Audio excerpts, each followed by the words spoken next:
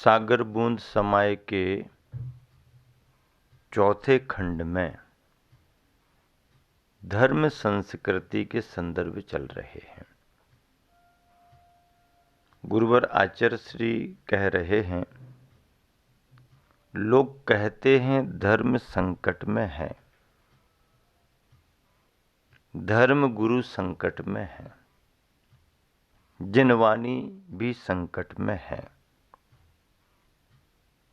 क्या कह रहे हैं गुरुवर कि लोग कहते हैं धर्म संकट में है, धर्म गुरु संकट में है, जिनवानी भी संकट में है, किंतु मैं कहता हूं ये तीनों संकट मुक्त हैं। गुरुवर क्या कह रहे हैं, किंतु मैं कहता हूं कि ये तीनों संकट मुक्त हैं, तभी मुक्ति के माध्यम हैं। संकट मुक्त हैं तभी मुक्ति के साधन हैं। संकट तो हमारे ऊपर है। संकट तभी आते हैं जब हमारे भीतर ये तीनों जीवित नहीं रहते। संकट तो तब आते हैं जब हमारे भीतर ये तीनों जीवित नहीं रहते, और जिसके अंदर इन तीनों के प्रति श्रद्धा है, विश्वास जमा हुआ है, उसे संकट नहीं आ सकता। संकट किसको आता है? देव शास्त्र और गुरु तुम्हारे हृदय में नहीं हो, सम्यक दर्शन का परिणाम तुम्हारे अंदर ना हो, तब संकट आते हैं। और सम्यक दर्शन का परिणाम होने पर भी यदि संकट आता है तो संकट टल भी जाते हैं। उपसर्ग आ भी जाए तो टल जाते हैं, और उपसर्ग ना भी टले तो जो परिणाम निकलता है वह भी परिणाम मोक्ष मार्ग के लिए अनुकूल ही होता है। इसलिए चिंता मत करो आप लोग। धर्म संकट में है, धर्म गुरु संकट में है, जिनवानी संकट में है। आपको लग रहा है कि ये संकट में है, पर ये संकट में कभी नहीं है, क्योंकि ये तो मुक्ति के साधन हैं। संकट निवारण के ये साधन हैं। देवशास्त्र गुरु के चरणों में आने पर व्यवधान दूर होते हैं। कहाँ तुम परिग्रह के चक्कर में पड़े हो, कहाँ ग्रहों के चक्कर में पड़े हो, कहाँ तमाम दुनियादारी के गोरख धंधे में पड़े हो। कहीं इनके पास कहीं उनके पास, कुछ नहीं। एकमात्र देव शास्त्र गुरु की शरण को स्वीकार करो, सब कुछ ठीक होता है। फिर हम करते हैं तो तुरंत तो कुछ मिलता नहीं है। तुरंत रिजल्ट मिले ना मिले, पर रिजल्ट मिलता है। रिजल्ट मिलने में विलंब हो सकता है, क्योंकि अपन सब सुनते हैं, पढ़ते हैं कि धर्म के दरबार में देर हो सकती है, पर अंधेर नहीं। एक ना एक दिन संकट से छुटकारा मिलता ही है। अगला बोध वाक्य है, दुख दूर हो तथा सभी की दुख दूर हो तथा शांति की प्रस्थापना हो, इसलिए धर्म का उपदेश होता है। दुख दूर हो और शांति की प्रस्थापना, शांति की स्थापना हो, इसीलिए धर्म का उपदेश होता है। धर्म का उपदेश कोई मनोरंजन के लिए नहीं है। धर्म का उपदेश टाइम पास करने के लिए नहीं है। धर्म का उपदेश यहाँ वहाँ की बातों के लिए नहीं है। धर्म का उपदेश दुख दूर हो, जीवों का दुख दूर हो, शांति की स्थापना हो, सुखी रहें सब जीव जगत के, कोई कभी ना भय खावे घबरावे। उद्देश्य यही है, जीवों को दुख से छुटकारा मिले, सभी को शांति का अनुभव हो। धर्म का उपदेश और धर्म के अनुष्ठान इसी उद्देश्य से होते हैं। विषयों में रुचि जगाने के लिए धर्मोपदेश नहीं है। विषयों में रुचि जगाने के लिए धर्मोपदेश नहीं है, बल्कि मोक्ष मार्ग में रुचि जगाने के लिए धर्मोपदेश है। क्या बात कही? विषयों में रुचि जगाने के लिए नहीं। धर्मोपदेश में विकताएं नहीं होना चाहिए। तत्व की बात धर्मोपदेश में आती है, धर्म की बात धर्मोपदेश में आती है। विकताएं, आरंभ परिग्रह की पुष्टि, ये तो संसार में होती ही रहती है। नहीं, इसकी पुष्टि हो रही है तो धर्मोपदेश नहीं। विकताओं को बढ़ावा मिल रहा है, विकताओं की चर्चा चल रही है तो धर्मोपदेश नहीं। भोजन संबंधी चर्चा हम उपदेश में ला सकते हैं,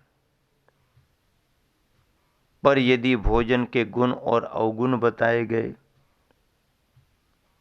प्रकृति की विरुद्धता और अनुकूलता की बात की, भोजन की प्रकृति के स्वभाव और गुणधर्म को बतलाया, अभक्ष्य से बचना है, भक्ष्य को ग्रहण करना है, इत्यादि प्रकार से उद्देश्य रखते हुए श्रावक धर्म के रूप में यदि भोजन के संदर्भों को जोड़ भी लिया गया तो विकता नहीं माने जाते। राष्ट्र की चर्चा कर सकते हैं, राष्ट्र भावना से चर्चा कर सकते हैं, राष्ट्र कल्याण की बात कर सकते हैं, इसको विकता नहीं कहेंगे। भले ही राष्ट्रीय संदर्भ हैं, विकता कब होती है?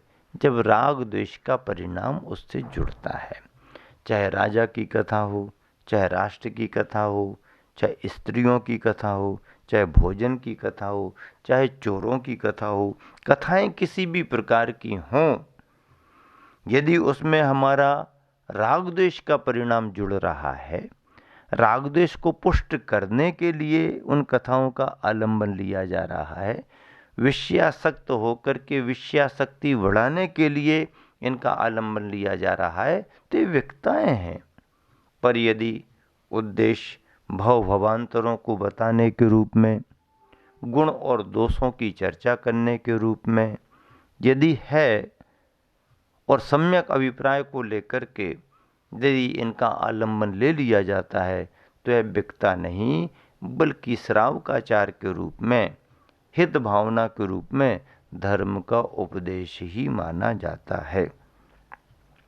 इसलिए गुरुवर यहाँ पर कह रहे हैं कि विषयों में रुचि जगाने के लिए नहीं, धर्मोपदेश जो है वह विषयों में रुचि जगाने के लिए धर्मोपदेश नहीं, बल्कि मोक्ष मार्ग में रुचि जगाने के लिए धर्मोपदेश है।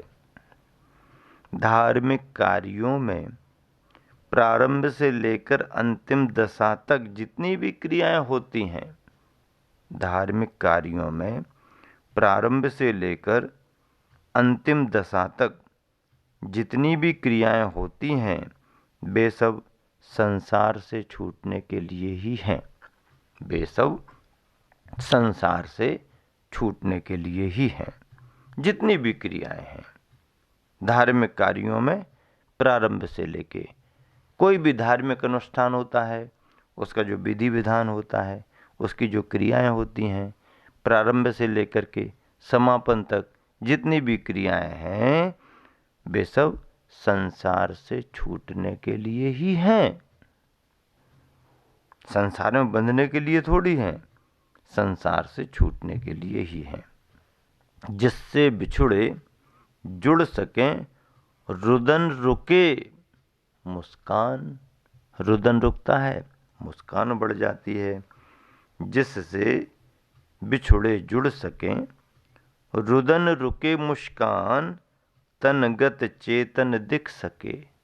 तनगत, तन के अंदर जो बैठा हुआ है चेतन, तनगत चेतन दिख सके, वही धर्म सुख खान। वही धर्म है जो धर्म सुख की खान, सुख की खानी, सुख का भंडार बना हुआ है। धर्म सुख की खान है और बिछड़े हुए धर्म के प्रभाव से जुड़ जाते हैं। हाँ, वैसे तो किसी से नहीं जुड़ना, एकाकीपन का एहसास करना, एकत्व की भावना भाना ही ठीक है, यही हमारा आत्मधर्म है। लेकिन ये जब आंख बंद करते हैं तो निश्चय में लीन होकर के हम विचार करते हैं कि हम न किसी के, कोई न हमारा, हम न किसी के, कोई न हमारा, हम न किसी के, कोई न हमारा।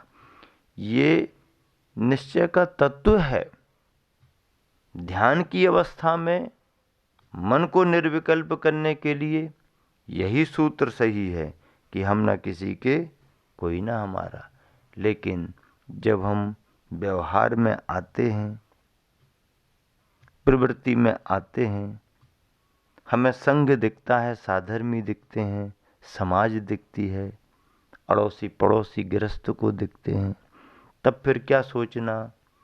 जब व्यवहारिक जीवन में आता है कोई भव्य आत्मा, तो व्यवहारिक जीवन में उसको अपने व्यवहारिक स्तर पर विचार करना पड़ता है। फिर वो विचार करता है कि ठीक है, इस दृष्टि से ये भी हमारे हैं, इस दृष्टि से ये भी हमारे हैं। यद्यपि तत्व में कोई किसी का नहीं है, फिर भी व्यवहारिक संदर्भों में, संबंधों में मान्यता बनती है और उसे अपना मानना पड़ता है। तो व्यवहारिक धर्म की बात जब गुरुवर करते हैं तो कहते हैं जिससे बिछुड़े जुड़ सकें।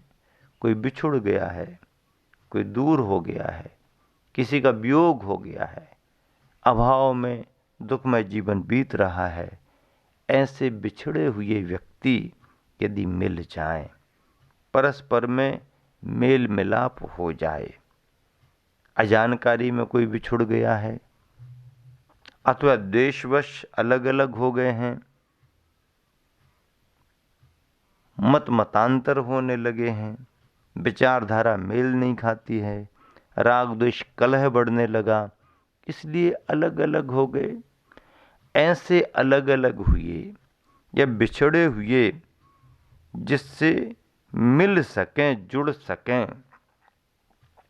और रुदन रुके, रोना रुक जाए, मुस्कान, प्रसन्नता आ जाए, तनगत चेतन दिख सके और जो तत्व अंदर है आँखों से दिखाई नहीं देता, शरीर पकड़ में आता है, शरीर दिखाई देता है, पर शरीर के अंदर जो हमारा अपना निजी तत्व है, जो सुख दुख का अनुभव करता है, ऐसा वह आत्म तत्व जो चेतन तन के अंतर्गत हो गया है, ऐसा तनगत चेतन दिख सके, वही धर्म सुख खान, वही धर्म सुख की खान है, सुख का भंडार है। और देखिए गुरुवर आचार्य श्री कह रहे हैं अरहंत पूजा। किसकी पूजा? अरहंत पूजा, भगवंतों की पूजा, भक्ति दान आदि प्रशस्त चर्या है। अरहंत पूजा, भक्ति दान आदि प्रशस्त चर्या है। इसके द्वारा पुण्य का संचय तो होता ही है, इसके द्वारा पुण्य का संचय तो होता ही है, साथ साथ क्रमशः यानी परंपरा से निर्वाण की प्राप्ति भी होती है। पुण्य का संचय तो होता ही इन धार्मिक क्रियाओं से, किंतु साथ साथ क्रमशः परंपरा से निर्वाण की प्राप्ति भी होती है। साक्षात ये क्रियाएं मोक्ष को नहीं दिलाती, लेकिन परंपरा से निर्वाण की प्राप्ति इन शुभ क्रियाओं से भी होती है। अगला बोधवाक्य है जिनेंद्र भगवान की पूजा करना। किसकी पूजा करना? जिनेंद्र भगवान की पूजा करना। जिनेंद्र भगवान की पूजा करना। सील का पालन करना। किसका पालन करना? सील का पालन करना। उपवास करना तथा सत्पात्रों को दान देना। सत्पात्रों को दान देना मतलब ये हो गया कि पूजा, शील, उपवास और दान, ये चारों धर्म श्रावकों के लिए नित्य करने योग्य कहे गए हैं। चारों धर्म श्रावकों के लिए नित्य करने योग्य कहे गए, इनको टालना नहीं, करना ही करना, नित्य प्रति करना। षट्कर्माणि दिने दिने दानम पूजा शीलम उपवासो चौव्यो सावयानम धम्मो। श्रावक के चारों प्रकार के धर्म हैं, दान, पूजा, शील और उपवास। ऐसे धर्मों को करने की प्रेरणा दी जाती है। जिनेंद्र भगवान की पूजा समझते हैं, पूजा भावपूर्वक होती है। शील का पालन करना, शील संयम पाले बगैर सुख शांति कहाँ है? शील का पालन करना। उपवास करना। उपवास करने से क्या फायदा है? क्या फायदा है? हर चीज में तुम फायदा देखना चाहते हो। हाँ, व्यापारी हो क्या? हैं? ये करेंगे तो क्या मिलेगा, वो करेंगे तो क्या मिलेगा, इस समय भाव क्या है, उस समय भाव क्या है। धर्म को व्यापारी की दृष्टि से नहीं देखना। उपवास करने से क्या फायदा? अरे परमार्थ तो तुम्हारा सदेगा ही सदेगा, तुम्हारा शरीर भी स्वस्थ रहेगा। बस अपने शरीर की क्षमता को देख करके करो, धीरे धीरे करो पर करो। क्षयोपशम बढ़ता है, विश्वास बढ़ता है। इस बार विदिशा शीतल धाम में हमारे बहुत उपवास हो गए। क्यों हो गए बहुत उपवास? क्योंकि गुरुवर आचार्य श्री से नियम ले लिया, संकल्प ले लिया 64 रिद्धि के उपवास करेंगे। अब 64 रिद्धि के उपवास करना, तो करते जाओ 64 रिद्धि के उपवास। रिद्धि संपन्न गणधरों को, मुनियों को याद करके उपवास करो। अपन उतना बड़ा तपस्चरण नहीं कर सकते, तो सामान्य से तो उपवास आदि का अभ्यास होना चाहिए। स्वास्थ्य और अपनी प्रकृति को देख करके उपवास करना चाहिए, लेकिन उपवास करना हर दृष्टि से अच्छा माना जाता है। और इसी के साथ में दान देने का भी महत्व है। महावीर भगवान की जय।